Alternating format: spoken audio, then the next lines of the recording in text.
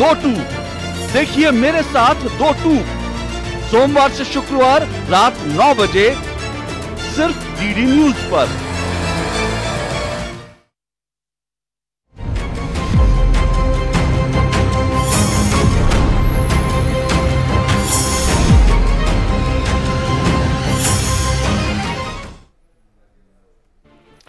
नमस्कार। कर्नाटक के विधानसभा चुनाव पर हमारे खास कार्यक्रम जनादेश में आप सभी का स्वागत है। मैं हूं लालचंद्र सिंह। कर्नाटक के दंगल का परिणाम अब सामने आ चुका है। कांग्रेस जीत गई है और भारतीय जनता पार्टी की हार हुई है। लेकिन कहानी यहीं नहीं समाप्त होती दिख रही। कांग्रेस के पक्ष में परिणाम आते ही प्रदेश नेताओं में दबे छुपे कुर्सी की खींचतान का खेल भी शुरू हो चुका है।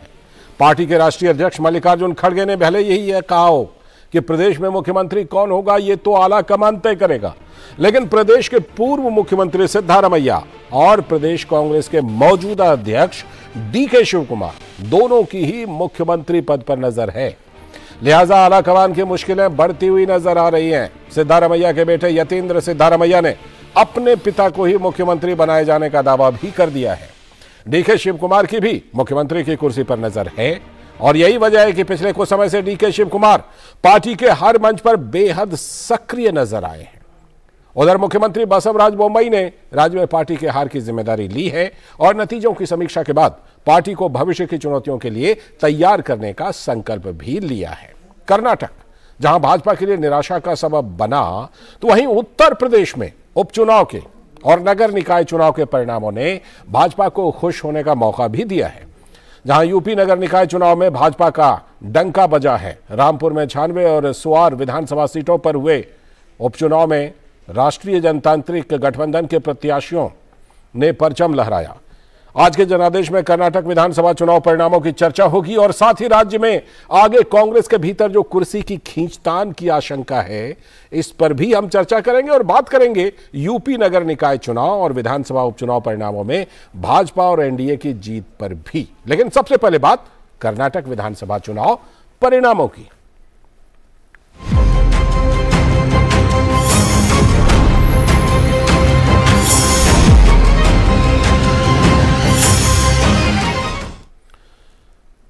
तो ये तो अब तय है कि कर्नाटक में कांग्रेस की सरकार बनने जा रही है। 224 विधानसभा सीटों पर हुए चुनाव में कांग्रेस 136 जीत पर विजय हासिल भी कर चुकी है और जीत का यह सिलसिला जारी है। सरकार बनाने के लिए 113 का जादुई आंकड़ा जो है, उससे कहीं आगे निकलकर कांग्रेस का यह प्रदर्शन उसके आत्मविश्वास को कई गुना बढ़ा रहा है।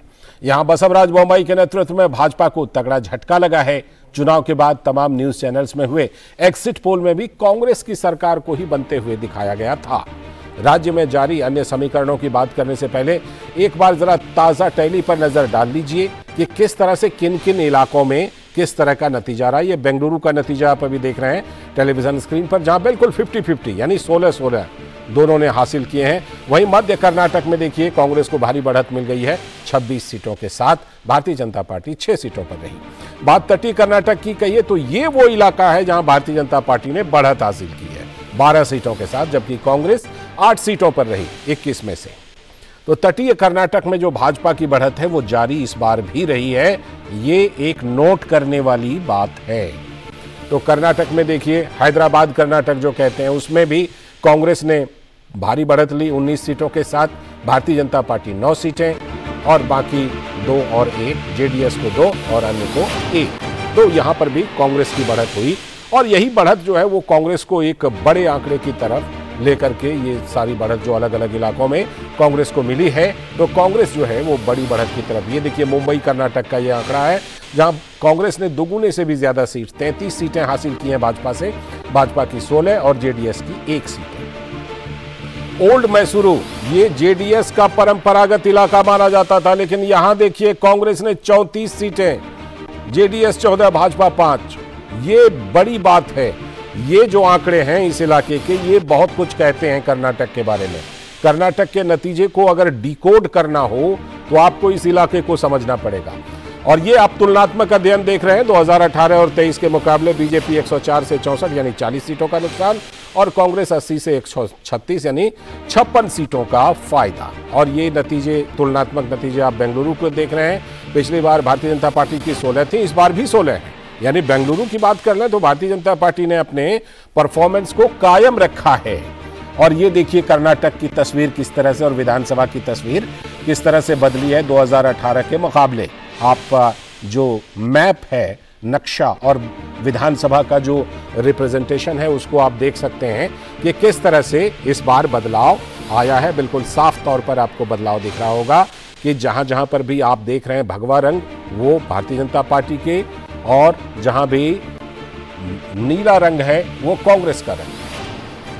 और तो ये जो कर्नाटक का नतीजा आया है उस पर प्रधानमंत्री नरेंद्र मोदी ने भी अपनी प्रतिक्रिया दी है। और कर्नाटक विधानसभा चुनाव में जीत हासिल करने के लिए प्रधानमंत्री ने कांग्रेस को बधाई दी है। पीएम ने ट्वीट के माध्यम से कहा, कर्नाटक विधानसभा चुनाव में जीत के लिए कांग्रेस पार्टी को बधाई, जनता की उम्मीदों को पूरा करने के लिए शुभकामनाएं।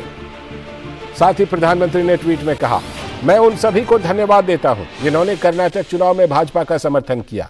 मैं बीजेपी कार्यकर्ताओं की कड़ी मेहनत की सराहना करता हूं। आने वाले समय में हम और भी ज्यादा जोश के साथ कर्नाटक की सेवा करेंगे। ये तो प्रधानमंत्री की प्रतिक्रिया की बात रही जो उन्होंने कर्नाटक के नतीजे के बाद ट्विटर पर अपनी प्रतिक्रिया दी है। और कांग्रेस को इसके लिए शुभकामनाएं भी दी हैं कि आप जो वादे करके आए हैं उन वादों को अब पूरा करने का समय है। आप उन वादों को लेकर अब गए थे और अब उन वादों को सरकार बना करके पूरा कीजिए। तो प्रधानमंत्री नरेंद्र मोदी ने ट्विटर पर कांग्रेस को बधाई दी है, शुभकामनाएं दी हैं। और अब बात कांग्रेस के राष्ट्रीय अध्यक्ष मल्लिकार्जुन खड़गे की, जिनके लिए कर्नाटक विधानसभा चुनाव दोहरी खुशी लेकर आया। एक और जहां कांग्रेस राज्य में दमदार जीत हासिल कर रही है तो वहीं उनके बेटे प्रियांक ने चित्तापुर सीट से भाजपा प्रत्याशी को हरा दिया। पार्टी अध्यक्ष मल्लिकार्जुन खड़गे ने कहा है कि आने वाले दिनों में भी जहां जहां राज्यों के चुनाव होंगे वहां कांग्रेस पार्टी कर्नाटक की तरह चुनाव जीतने के लिए पूरी ताकत झोंक देगी। हमारे पास एक प्रोसीजर होता है कि कहीं भी राज्य में कभी भी इलेक्शंस होते हैं तो हम लोग उस एक प्रोसीजर के तहत ही करते हैं। यहाँ के एमएलएज की मीटिंग बुलाते हैं, ऑब्जर्वर, सेंट्रल ऑब्जर्वर जाते हैं। जाने के बाद वहाँ का जो ओपिनियन आएगा, जो कंसेंसस बनेगा वो हाईकमांड को बताएंगे। हम लोग उसमें सभी रहेंगे, राहुल जी रहेंगे, सभी लोग मिलके निर्णय वो लेंगे। वो बाद में की बात है। अब यही ठहरे ठहरे ऐसा निर्णय कोई भी नहीं लेता। तो मल्लिकार्जुन खड़गे बात कर रहे थे कि कौन विधायक दल का नेता बनेगा और कौन कर्नाटक का अगला मुख्यमंत्री होगा। उसी बारे में जो प्रक्रिया होगी उसके बारे में जानकारी दे रहे थे। और कर्नाटक की जीत से कांग्रेस गदगद है, जो स्वाभाविक ही है।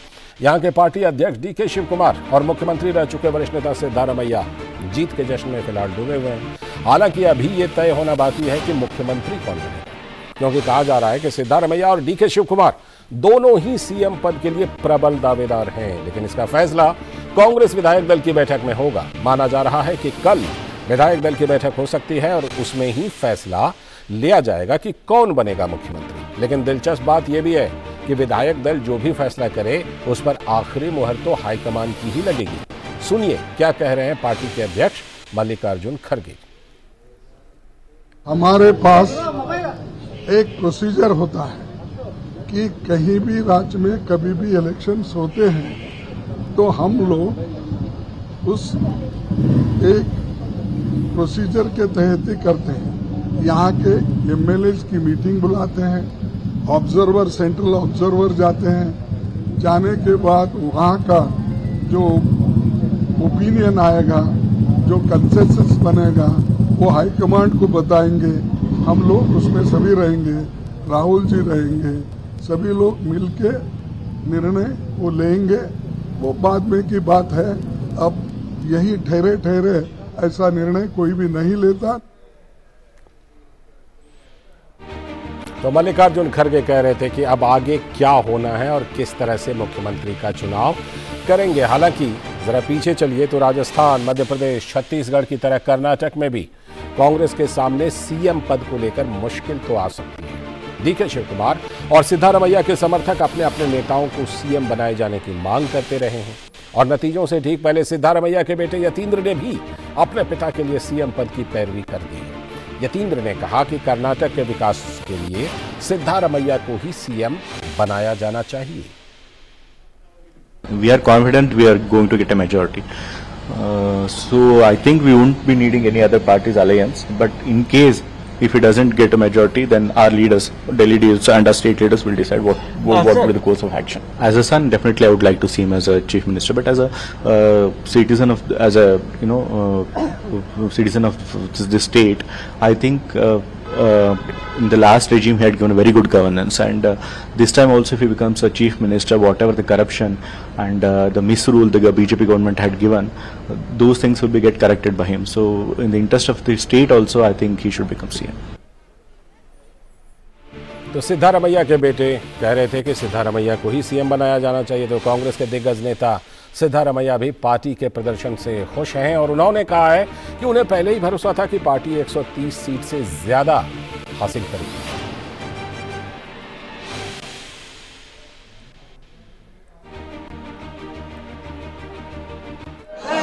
Around 130 seats.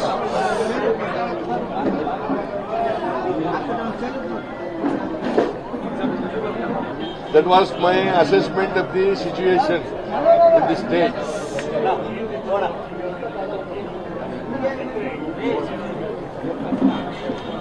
Almost it comes true. We may cross 130 also. It's a big victory to Congress party. तो जैसा कि हमने आपको शुरू में ही बताया था कि यूपी का जो निकाय चुनाव है उसमें बीजेपी का डंका बज रहा हो, लेकिन कर्नाटक की हार तो हुई है और ये पार्टी के लिए चिंता का विषय है। और इसी बीच कर्नाटक में बीजेपी की सरकार चला रहे बीजेपी के नेता बसवराज बोम्मई का बयान भी आ गया है और उन्होंने विधानसभा चुनाव में भाजपा की हार की जिम्मेदारी ली। जो कर्नाटक की जनता की जो निर्णय है हम उसका स्वीकार करते हैं और उनका जो निर्णय है वो गौरव भी करते हैं और ये जो डिबैकल है मैं खुद उसका जिम्मेदारी लेता हूं। और इससे पहले पत्रकारों से बातचीत में उन्होंने कहा कि भाजपा के पक्ष में अपेक्षित परिणाम नहीं आ पाए, पार्टी इस हार की समीक्षा करेगी, कहां गैप्स रह गए उसको चिन्हित करेगी और लोकसभा चुनाव में हम और मजबूत वापसी करेंगे।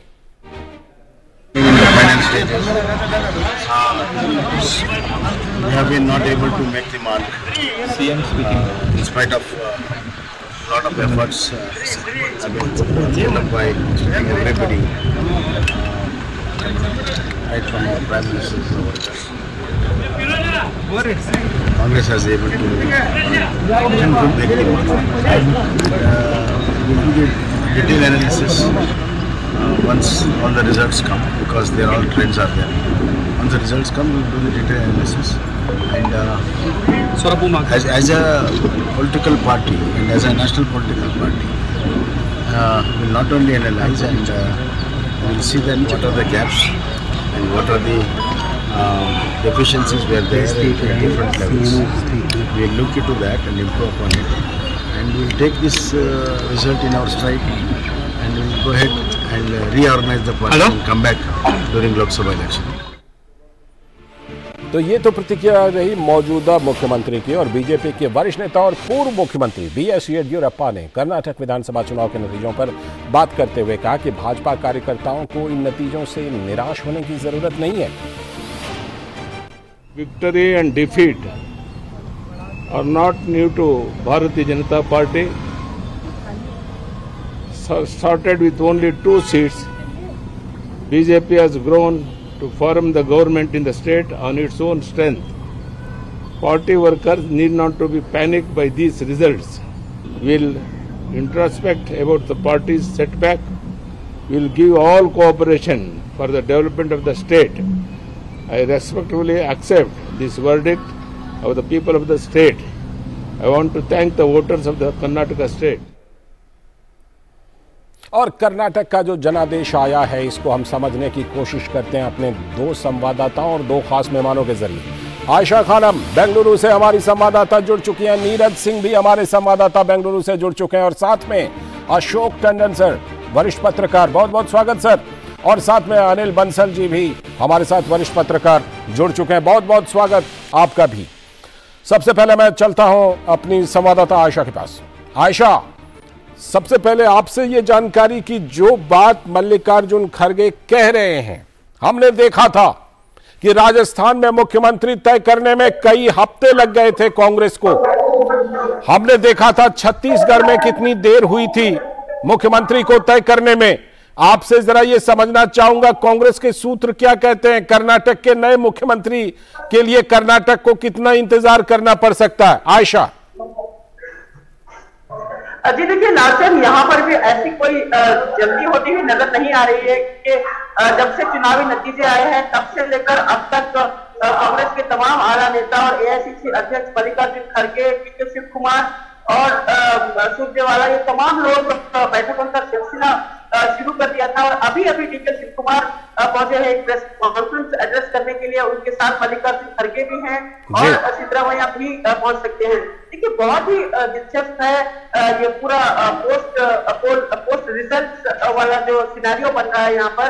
अभी भी ये साफ नहीं है कि दोनों मामों के बीच में कौन मुख्यमंत्री बनेगा, क्योंकि शिव कुमार बहुत ही दावेदार है मुख्यमंत्री पद के लिए, तो दूसरी तरफ अपने अनुभव और अपने सीनियरिटी को लेकर सिद्धरामैया मुख्यमंत्री पद के लिए दावेदारी पेश करती है। तो कांग्रेस कहीं ना कहीं अब इस उलझन में फंसी है कि आखिरकार किसकी कांग्रेसी हो मुख्यमंत्री के तौर पर।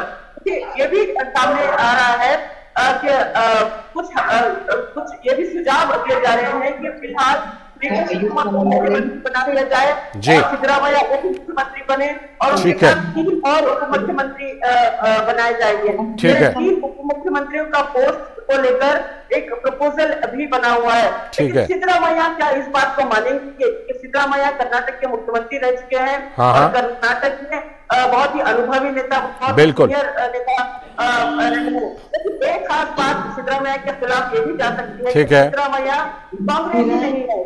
ठीक है, मैं लौटता हूं आपके पास, लौटता हूं आयशा आपके पास, लौटता हूं आपके पास। मैं जरा नीरज का रुख करता हूं। नीरज, जो नतीजे नीरज आए हैं उसमें हम एक बात खास तौर पर देख रहे हैं कि जो मैसूरू कर्नाटक है, उस ओल्ड मैसूरू वाले इलाके में जितनी बड़ी जीत कांग्रेस को मिली है, उसी जीत ने कांग्रेस के लिए मुख्यमंत्री पद तक का सफर जो है उसके रास्ते को आसान बनाया, क्योंकि जेडीएस का वोट जिस तरह कम हुआ है, जेडीएस की सीटें जिस तरह कम हुई है नीरज, उसका सीधा सीधा लाभ कांग्रेस को। नीरज,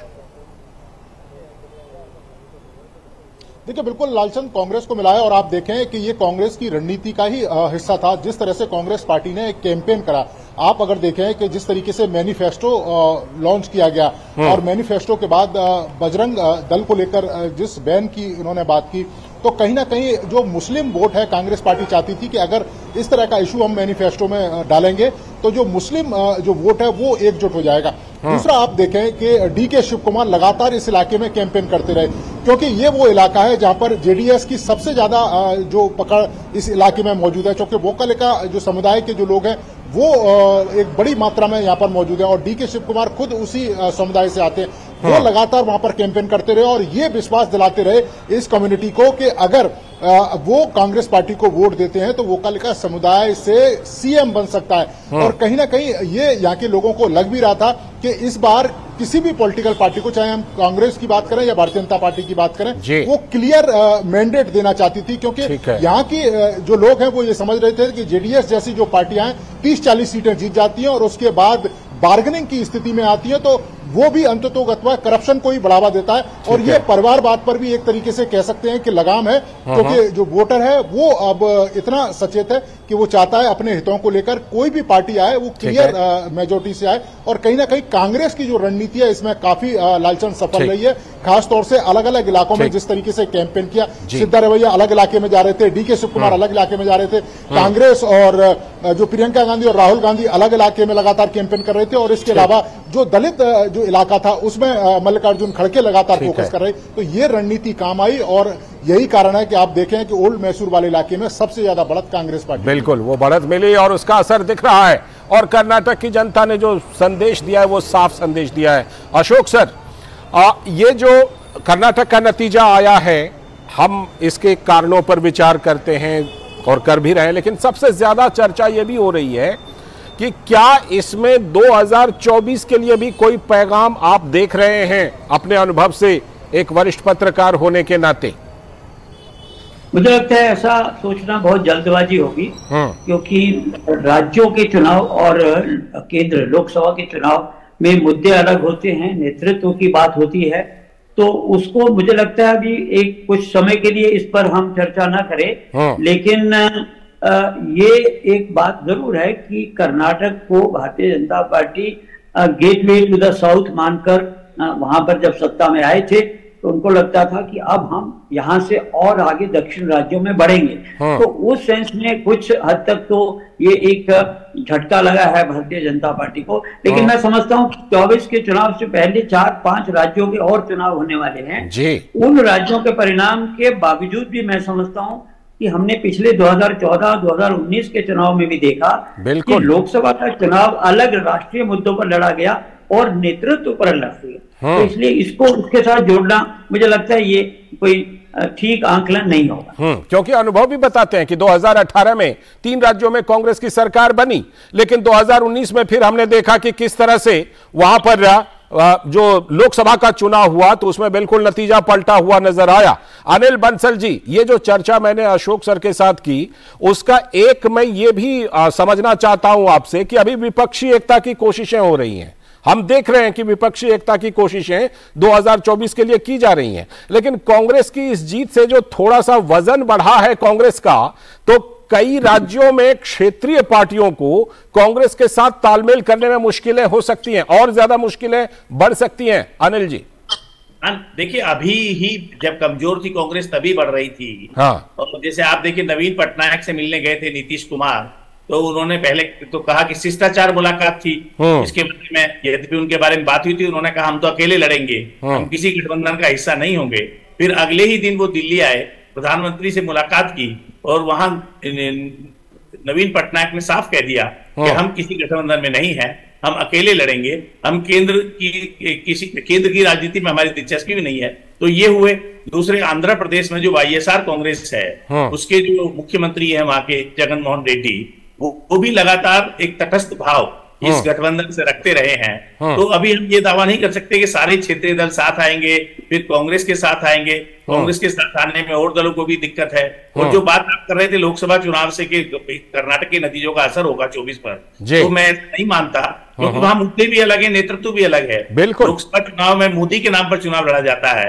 आपने देखा दिल्ली में 7 की 7 सीटें भाजपा ने जीती, कई उदाहरण है इस तरह के। विधानसभा में 67 और 62 सीटें जीती आम आदमी पार्टी ने।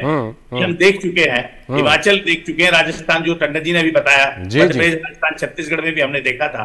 तो राज्यों के चुनाव नतीजों से लोकसभा के चुनाव नतीजों को जोड़ना डायरेक्टली ठीक नहीं है। हालांकि मोरल बूस्टिंग होता है, जो पार्टी जीतती है वो थोड़ा उसका उत्साहवर्धन होता है, बिल्कुल हारता है उसको अपनी रणनीति पर पुनर्विचार करना पड़ता है और करना भी चाहिए। ठीक है, लौटता हूं आपके पास। अशोक सर, ये जो कर्नाटक का नतीजा है इसमें हमने मोटे तौर पर तो समझ लिया कि कांग्रेस की तरफ शायद जेडीएस का एक बड़ा वोट बैंक आकर के जुड़ा है। दूसरी तरफ भारतीय जनता पार्टी के वोट शेयर को अगर देखा जाए सर, तो वो लगभग मेंटेन रही है, उससे थोड़ा सा उसमें वृद्धि ही हुई है, लेकिन फिर भी सीटों की संख्या में 40 सीटों की कमी। क्या ये जो 3 कॉर्नर फाइट होना था बहुत सारी सीटों पर, वो 3 कॉर्नर फाइट नहीं हुई और भारतीय जनता पार्टी का वोट शेयर मेंटेन होने के बाद भी 40 सीटें कम हो गई? देखिए, अगर आपको ध्यान हो तो पिछले चुनाव में भारतीय जनता पार्टी का मत प्रतिशत इतना ही था, लेकिन सीटों में बहुत अंतर ले पाई। उसका कारण यही था कि जेडीएस का जो वोट शेयर था वो घटा। लेकिन इस बार क्या हुआ कि भारतीय जनता पार्टी का वोट शेयर तो लगभग उतना ही है, लेकिन कांग्रेस का वोट शेयर जो बढ़ा वो लगभग 7% मत जो है जेडीएस से निकलकर कांग्रेस को गया। तो कांग्रेस के जो मत प्रतिशत में इजाफा हुआ उसका सीटों में बहुत ज्यादा लाभ हो गया। जैसे अभी आप ओल्ड मैसूरू का उदाहरण दे रहे थे, वहां पर कांग्रेस 34 सीट जीती है, जबकि उसमें जितने भी सर्वे आए थे या एग्जिट पोल थे वो भारतीय जनता पार्टी को एक भी सीट नहीं दे रहे थे, लेकिन कांग्रेस और जेडीएस में उन सीटों को बांट रहे थे, लेकिन जेडीएस का वहां पूरी तरह से सफाया हो गया। तो वो भी एक कारण बना, और कुल मिलाकर पूरे प्रदेश में भी जेडीएस का जो कुछ भी जनाधार था वो पूरी तरह से खिसक कर कांग्रेस के पक्ष में गया, क्योंकि वहां की जो जनता थी वो शायद त्रिशंकु विधानसभा चाहती नहीं थी, एक स्पष्ट बहुमत देना चाहती थी, और उसके लिए जितने भी, जिसको हम अंग्रेजी में वेवरिंग वोट कहते हैं, जो तय नहीं कर पा सकते आखिर तक, उनको लगा कि अगर स्थायी सरकार देनी है, जेडीएस तो कहीं है नहीं, तो इसलिए उसमें अल्पसंख्यक समुदाय भी है, उसमें और बहुत लोग हैं, वो केवल और केवल वो कांग्रेस के पक्ष में चला गया, इसलिए उनका मत प्रतिशत जो बढ़ा उतने में सीटों में बहुत अंतर आ गया। ठीक है, बिल्कुल ये लग रहा है कि ये सबसे बड़ा कारण रहा। आप सभी का बहुत बहुत धन्यवाद जुड़ने के लिए, अशोक सर, अनिल सर आपका भी जुड़ने के लिए, और नीरज आपका भी जुड़ने के लिए। ये जैसा कि हम समझ रहे हैं कर्नाटक के जनादेश को, कि कर्नाटक के जनादेश में बहुत कुछ चीजें समझने के लिए हैं, लेकिन कुछ मोटी बातें जरूर हैं जिसमें कि लगता है कि जेडीएस ने अपने वोट को लूज किया, जो कि कांग्रेस की तरफ आया। भारतीय जनता पार्टी ने अपने वोट शेयर को मेंटेन किया है, यानी वोट प्रतिशत उनका बना हुआ है, लेकिन उसके बावजूद उनकी सीटें शायद इसी वजह से ज्यादातर 40 सीटों का भारतीय जनता पार्टी को नुकसान हुआ है। वक्त है एक ब्रेक का, और ब्रेक के बाद जब लौटेंगे तो हम उत्तर प्रदेश का जो निकाय चुनावों का जनादेश है उसको, और जो उपचुनाव हुए हैं उनको समझने की भी कोशिश करेंगे। बने रहिए डीडी न्यूज के साथ। Canara Bank presents Canara Premium Payroll Account, free term insurance and instant overdraft facility. Avail unique advantages and benefits. Experience the best. Discover a world of banking possibilities with Canara Bank API Banking. You deserve the best. Canara Bank, together we can. भारतीय समुद्री विश्वविद्यालय merchant navy और marine engineering में उज्जवल career बनाने का एक सुनहरा मौका। 6 स्थानों पर आधुनिक परिसर, विश्व स्तरीय इंफ्रास्ट्रक्चर। ये सिर्फ एक करियर नहीं, ये अवसरों का सागर है। भारतीय समुद्री विश्वविद्यालय भारत सरकार के अधीन वर्ष 2023-24 के लिए प्रवेश आमंत्रित हैं। प्रधानमंत्री श्री नरेंद्र मोदी की अगुवाई में देश को खुले में शौच से मुक्त बनाने के लिए 2014 में आरंभ किया गया स्वच्छ भारत मिशन न केवल एक जन आंदोलन बना, बल्कि इसे विश्व की बड़ी व्यवहार परिवर्तन योजना का गौरव भी मिला। स्वच्छ भारत मिशन ग्रामीण की अपार सफलता के बाद जरूरत थी इस परिवर्तन को स्थायी बनाने की, और इस लक्ष्य को हासिल करने के लिए स्वच्छ भारत मिशन के दूसरे चरण यानी कि ODF+ की शुरुआत की गई।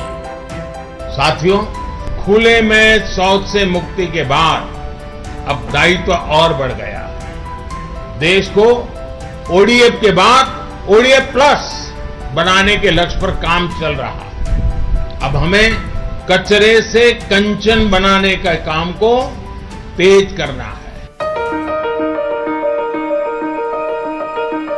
पूरे देश में ODF+ या संपूर्ण स्वच्छता पर खास ध्यान दिया जा रहा है।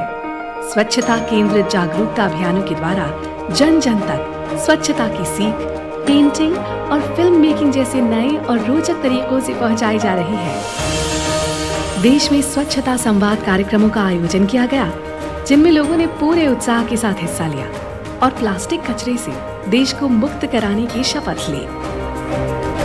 जैविक कचरे के निपटान और उससे अतिरिक्त आमदनी पाने के बारे में भी लोगों को जागरूक किया जा रहा है, जिससे बड़ी संख्या में लोग गोबर धन योजना से जुड़ रहे हैं और गोबर से बायोगैस एवं जैविक खाद के उत्पादन को बढ़ावा मिल रहा है। जैविक और रिसाइक्लेबल कचरे को अलग रखने और उसके उपचार पर विशेष ध्यान दिया जा रहा है।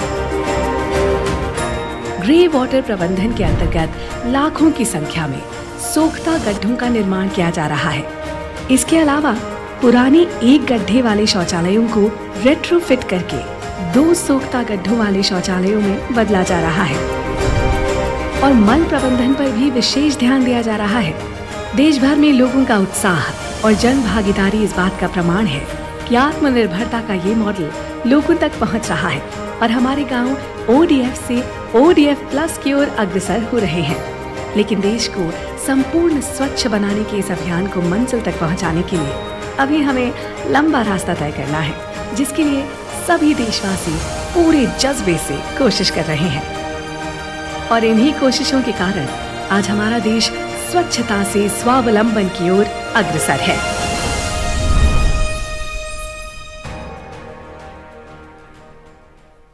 Canara Bank presents Canara Premium Payroll Account, free term insurance and instant overdraft facility. Avail unique advantages and benefits. Experience the best. Discover a world of banking possibilities with Canara Bank API Banking. You deserve the best. Canara Bank, together we can.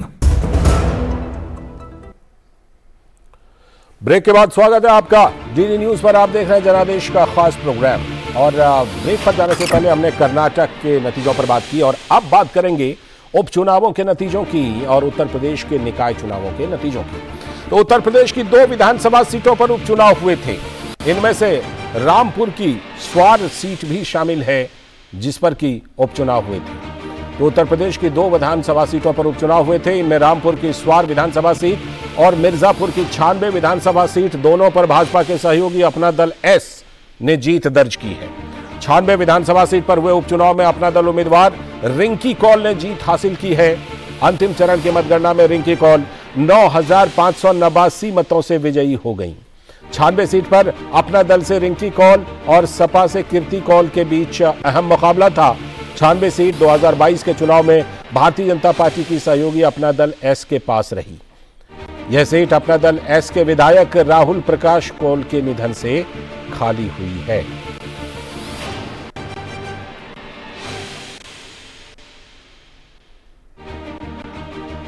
और रामपुर की स्वार विधानसभा seat पर भी अपना दल S ने जीत दर्ज की है। अपना दल ने यह सीट सपा से छीन ली है। स्वार सीट से अपना दल प्रत्याशी शफीक अहमद अंसारी ने 8,724 मतों से जीत हासिल कर ली है। अपना दल के प्रत्याशी शफीक अहमद अंसारी का मुकाबला सपा की अनुराधा चौहान के साथ था। 2022 के विधानसभा चुनाव में स्वार सीट समाजवादी पार्टी के कब्जे में थी।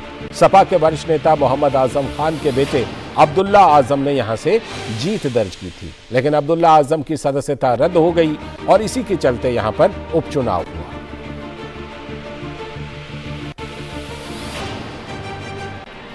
और उपचुनावों के बाद अब बात नगर निकाय के चुनावों की। उत्तर प्रदेश में नगर निगम, नगर पालिका और नगर पंचायतों पर हुए चुनाव के परिणाम के लिए वोटों की गिनती अभी भी जारी है। राज्य में 2 चरणों में 17 नगर निगम, 199 नगर पालिका परिषद और नगर पंचायत अध्यक्षों के पद पर चुनाव कराए गए। ताजा रुझानों में योगी आदित्यनाथ की बीजेपी ने नगर निगम, नगर पालिका और नगर पंचायत के चेयरमैन से वार्ड काउंसलर तक सपा, बसपा और कांग्रेस को रौंद दिया है। 17 मेयर पदों में से भाजपा ने अयोध्या, सहारनपुर, गाजियाबाद, बरेली, झांसी, मथुरा, मुरादाबाद, गोरखपुर और आगरा पर अपना परचम लहरा दिया है। शेष 8 सीटों पर भी भाजपा के ही प्रत्याशी आगे चल रहे हैं। अयोध्या में गिरीश पति त्रिपाठी, झांसी में बिहारी लाल आर्य, गाजियाबाद में सुनीता दयाल, बरेली में उमेश गौतम, गोरखपुर में मंगलेश श्रीवास्तव, सहारनपुर में अजय सिंह, आगरा में हेमलता दिवाकर, मुरादाबाद में विनोद अग्रवाल और मथुरा में विनोद अग्रवाल ने मेयर चुनाव में भाजपा का परचम लहरा दिया है।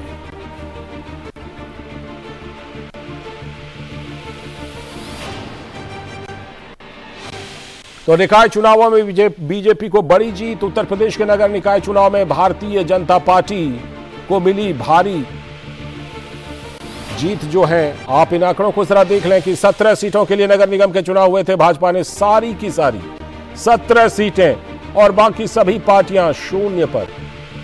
सपा हो, बसपा हो, कांग्रेस हो, अन्य हो, सभी शून्य पर है। भारतीय जनता पार्टी को 17 में से 17।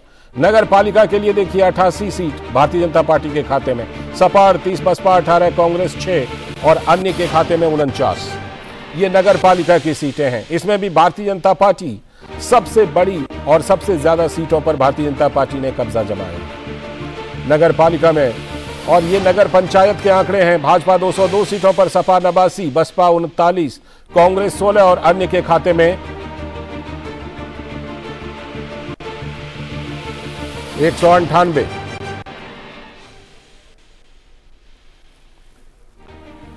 हमारे साथ मेरठ कि हमारे साथ जुड़ रहे मेरठ के मेयर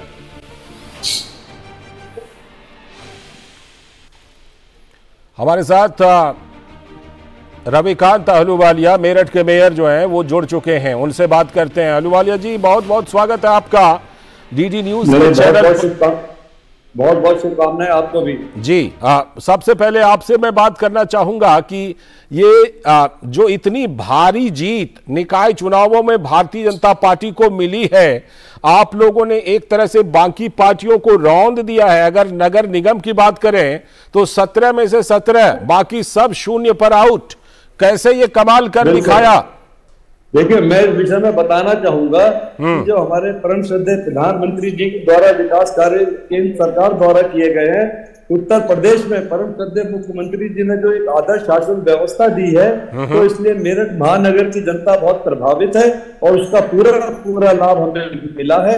महानगर की जनता समझती है कि अगर ये ट्रिपल इंजन की सरकार मेरठ महानगर में बनी तो उसी तरह विकास होगा जिस तरह केंद्र सरकार ने, प्रदेश सरकार ने देश और प्रदेश में किया है, उसी तरह मेरठ महानगर में भी डेवलपमेंट होगा। डबल इंजन के बाद अब आपने ट्रिपल इंजन का नारा दिया है रविकांत अहलूवालिया जी, और आपको जीत भी मिली है, बधाई। लेकिन आपकी प्राथमिकता में क्या चीजें रहेंगी? किन मुद्दों को लेकर आप जनता के बीच गए जिससे जनता ने इतना बड़ा भरोसा दिया है? देखिए, मैं आपको बताना चाहूंगा, मेरठ महानगर के भारतीय जनता पार्टी के हजारों कार्यकर्ता जब भी कोई विषय होता है जनता के बीच में जाते हैं। मेरठ महानगर की जो इस समय मुख्य समस्या है, ड्रेनेज सिस्टम हुआ, यहाँ का कूड़ा निस्तारण हुआ, ये सारे विषयों पे महानगर की जनता ने हमें भरोसा दिलाया है। हम सभी का मेरा काम बहुत अच्छे तरीके से करेंगे।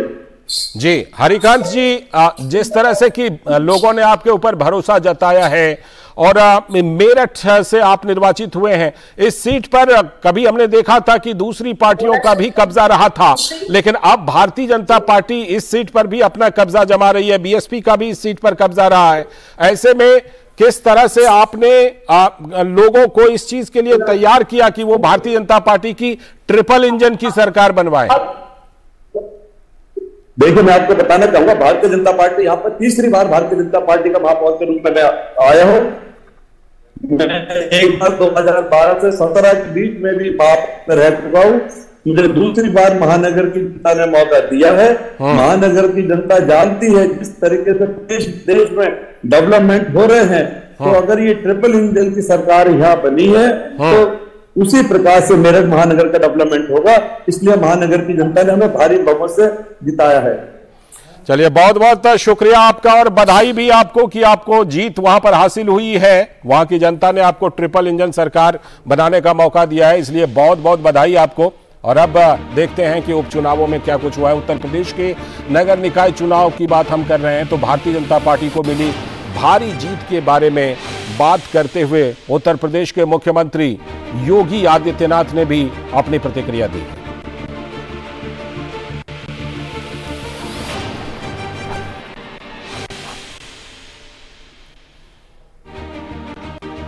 मुख्यमंत्री योगी आदित्यनाथ ने कहा कि यह जीत भाजपा की डबल इंजन सरकार के प्रयासों का परिणाम है।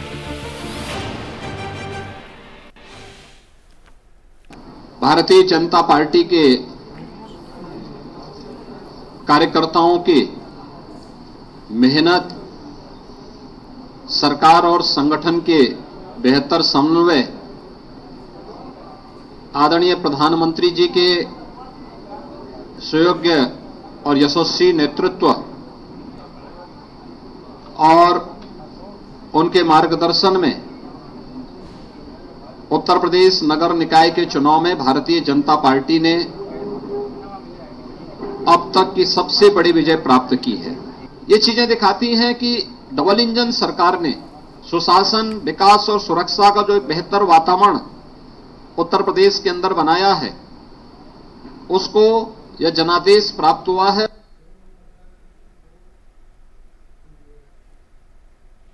तो मुख्यमंत्री योगी आदित्यनाथ की यह प्रतिक्रिया, और उन्होंने भाजपा को 2 उपचुनावों और नगर निकाय चुनावों में मिली जीत के लिए मतदाताओं का धन्यवाद करते हुए उनका आभार भी जताया।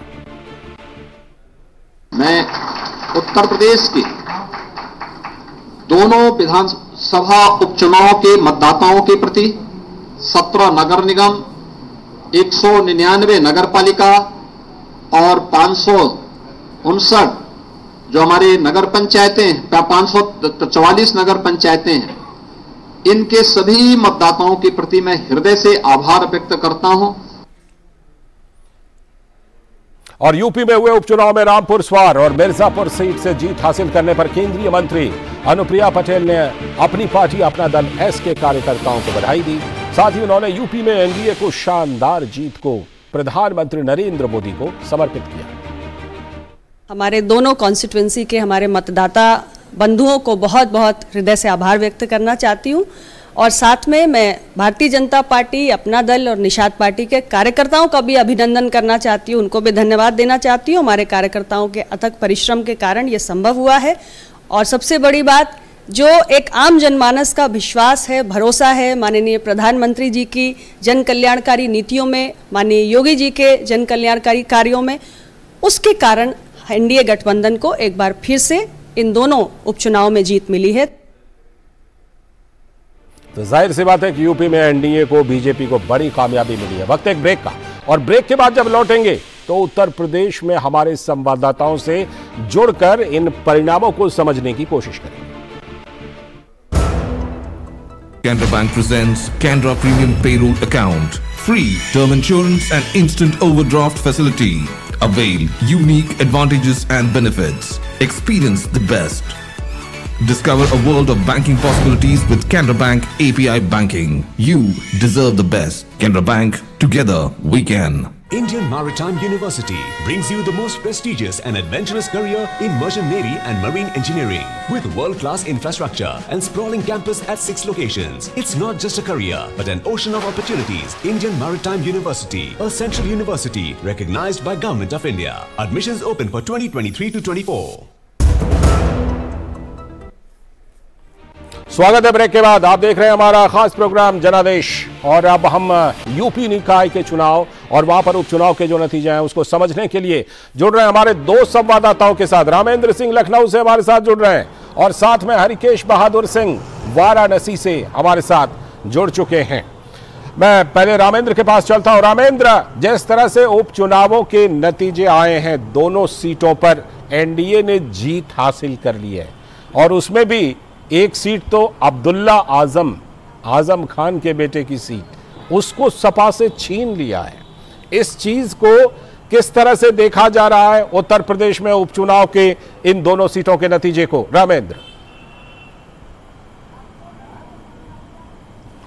लालचंद जी, उत्तर प्रदेश के जो बाई इलेक्शन हुए हैं, जो स्वार और 96 विधानसभा के, उनका जो रिजल्ट आया वो चौंकाने वाला नहीं है। देश के लोग चौंक रहे होंगे, लेकिन भारतीय जनता पार्टी जिस तरह काम कर रही, 399 लगभग जो नगर निकाय चुनाव उसमें मुस्लिम प्रत्याशियों को टिकट देना, और जो पसमानदा मुसलमान, वो मुसलमान जो योजनाओं का एडवांटेज उठा रहे, चाहे केंद्र सरकार की हो, राज्य सरकार की हो, स्वार विधानसभा में यही हुआ, अंसारी को टिकट दिया है।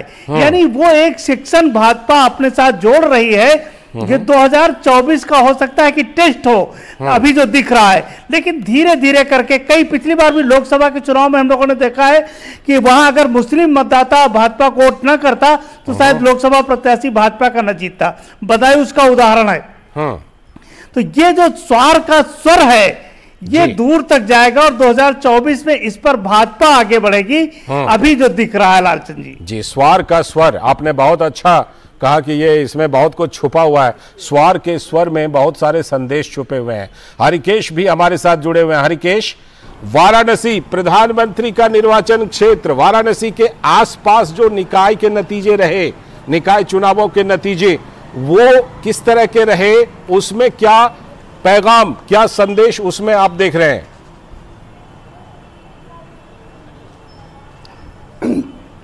लालचंद, सबसे पहले तो मैं आपकी जो बात आपने जिक्र किया था जब कर्नाटका का जिक्र कर रहे थे कि भारतीय जनता पार्टी ने अपने जो वोट का परसेंटेज है उसको बना कर रखा, तो यहां पर जब 40% मतदान हुआ, इसके अलावा गोरखपुर में 36% मतदान हुआ, प्रयागराज में 33% मतदान हुआ, तो जो नगरीय क्षेत्र हैं उनमें मतदान का प्रतिशत कम रहा। लेकिन जो थोड़ा अर्ध ग्रामीण और अर्ध नगरीय जो क्षेत्र हैं वहां पे मतदान का प्रतिशत अच्छा था। यहाँ पर गंगापुर एक नगर पालिका है जो वाराणसी में ही आती है, वहां पे 20 साल के बाद भारतीय जनता पार्टी ने उस नगर पालिका का चुनाव जीता है।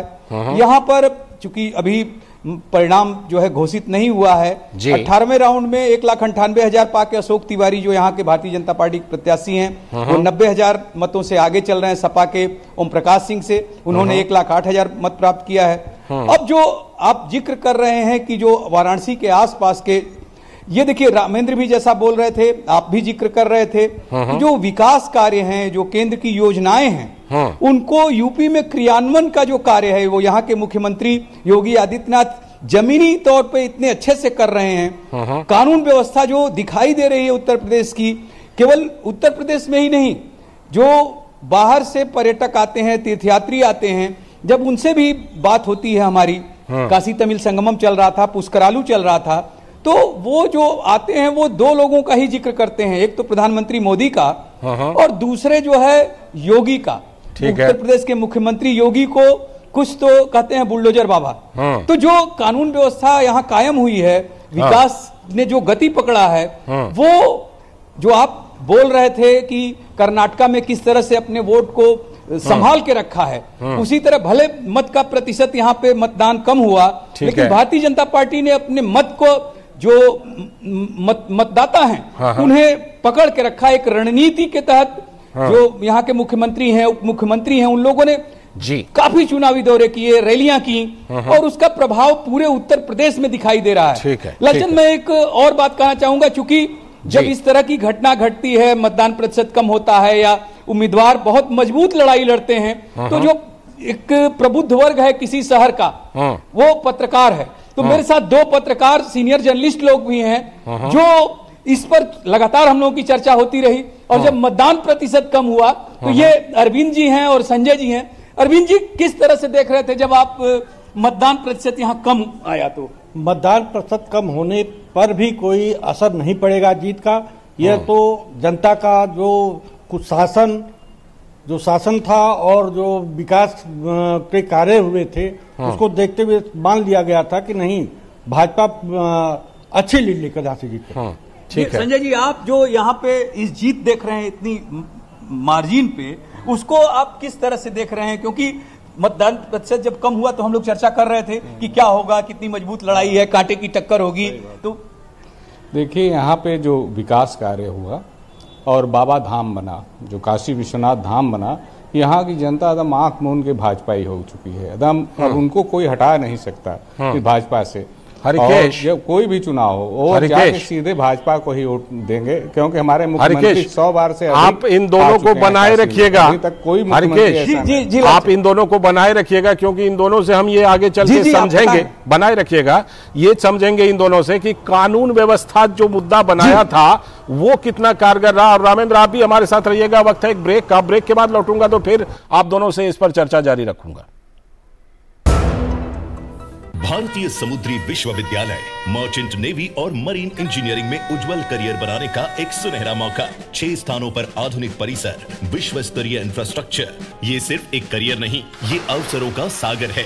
भारतीय समुद्री विश्वविद्यालय भारत सरकार के अधीन वर्ष 2023-24 के लिए प्रवेश आमंत्रित है। Canara Bank presents Canara Premium Payroll Account, free term insurance and instant overdraft facility. Avail unique advantages and benefits. Experience the best. Discover a world of banking possibilities with Canara Bank API Banking. You deserve the best. Canara Bank, together we can. तंदुरुस्ती बहुत चीजों पे depend करती है, पर खाने के मामले में एक सिंपल फॉर्मूला है। बस यूं समझिए कि प्लस और माइनस का खेल है। देखिए, आटा, चावल, तेल, दूध और नमक खरीदते समय प्लस F के निशान को चुनिए। ये फोर्टिफाइड फूड्स हैं जिनसे आपको संपूर्ण पोषण मिलेगा। और खाने में घी, तेल, नमक और चीनी को कीजिए थोड़ा माइनस। तो प्लस F और थोड़ा कम, है ना simple. Eat right, stay fit, तभी India super hit. Indian Maritime University brings you the most prestigious and adventurous career in merchant navy and marine engineering with world-class infrastructure and sprawling campus at 6 locations. It's not just a career, but an ocean of opportunities. Indian Maritime University, a central university recognized by Government of India. Admissions open for 2023 to 24. Canara Bank presents Canara Premium Payroll Account. Free term insurance and instant overdraft facility. Avail unique advantages and benefits. Experience the best. Discover a world of banking possibilities with Canara Bank API Banking. You deserve the best. Canara Bank, together we can. स्वागत है break के बाद। जैसा कि आज जनादेश में हम चुनावी नतीजों को समझने की कोशिश कर रहे हैं और इसी क्रम में हम उत्तर प्रदेश में जो उपचुनाव और वहां पर जो नगर निकाय चुनाव के जो नतीजे आए हैं उसको भी समझने की कोशिश कर रहे हैं। हमारे साथ हमारे संवाददाता रामेंद्र सिंह जुड़े हुए हैं लखनऊ से, उनसे जुड़ते हैं। रामेंद्र, हम इस बात को समझना चाह रहे थे, आपने तमाम योजनाओं का जिक्र किया। अभी हम कुछ देर पहले मेरठ के जो मेयर बनेंगे उनसे हमने हरिकांत जी से बात की।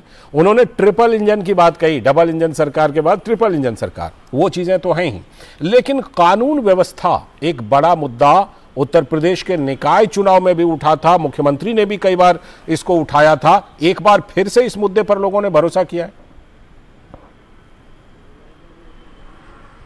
देखिए, कानून व्यवस्था दो तरीके से काम की। एक तो जो बड़े अपराधी हैं जिनके खिलाफ कार्रवाई हुई है उससे जनता का भरोसा पैदा हुआ कि ये कर सकते हैं, भाजपा ही कर सकती है, ये जो अपराधी हैं माफिया, इनसे मुक्ति भाजपा दिला सकती है। दूसरा क्या हुआ कि इन्हीं अपराधियों और माफियाओं के सहारे कुछ राजनीतिक दल वोट का तुष्टीकरण कर रहे थे, तो वो उस दो तरीके से फायदे हुए। एक तो उनका वोट टूटा और उनकी मठाधीशी टूटी कि 4 लोगों को खड़ा करते थे, आजम खान खड़े हो जाते थे, मुख्तार अंसारी हैं, अतीक अहमद हैं, अंबेडकर नगर से खान साहब हैं, तो ये जो सिंबॉलिक थे ना, 4 लोगों को सत्ता का संरक्षण मिलता था और पूरे मुस्लिमों को वोट मिलता था।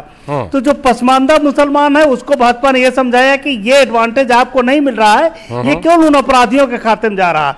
तो जो विपक्षी पार्टियां थी उनका वोट बैंक टूटा और जो भरोसा है वो भाजपा के साथ बढ़ा कि अपराधियों के खिलाफ केवल भाजपा कार्रवाई कर सकती है, बाकी सभी दल इनके साथ गलबैयां खेल रहे हैं। तो दो तरीके से भाजपा एडवांटेज उठा ले गई और यही जो बाई इलेक्शन है उसमें भी और नगर निगम का चुनाव है, दोनों चुनाव में इसका दो तरीके से भाजपा को फायदा मिला जो दिख रहा है। लालचंद जी, बिल्कुल वही असर दिख रहा है। बहुत बहुत शुक्रिया रामेंद्र लखनऊ से जुड़ने के लिए, और हमारे साथ हरिकेश भी जुड़े थे वाराणसी से, उनका भी बहुत बहुत शुक्रिया इस खबर पर जुड़ करके चर्चा करने के लिए। तो हमारे दोनों संवाददाता उत्तर प्रदेश से जुड़े थे और हमने वहां जो उपचुनाव के नतीजे रहे, नगर निकाय के चुनाव के नतीजे रहे, उसको समझने की कोशिश की। और उपचुनाव के सिलसिले में ओडिशा के झारसुगुड़ा विधानसभा निर्वाचन क्षेत्र के उपचुनाव में बीजू जनता दल की दीपाली दास ने जीत दर्ज की है। उन्होंने अपने निकटतम प्रतिद्वंदी भाजपा उम्मीदवार टंकाधर त्रिपाठी को 48,721 वोटों से हरा दिया।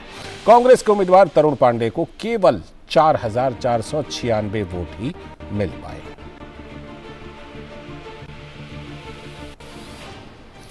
तो चुनावी नतीजों पर यह हमारा खास प्रोग्राम जनादेश था, जिसमें हमने कर्नाटक के जनादेश पर बात की और साथ ही उपचुनावों के नतीजों पर बात और उत्तर प्रदेश के निकाय चुनावों पर हमने पूरे कार्यक्रम में चर्चा किया अपने संवाददाताओं के साथ और खास मेहमानों के साथ। इस खास पेशकश में इतना ही, लेकिन डीडी न्यूज पर खबरों और कार्यक्रमों का सिलसिला लगातार जारी है। हमें दीजिए अनुमति। नमस्कार।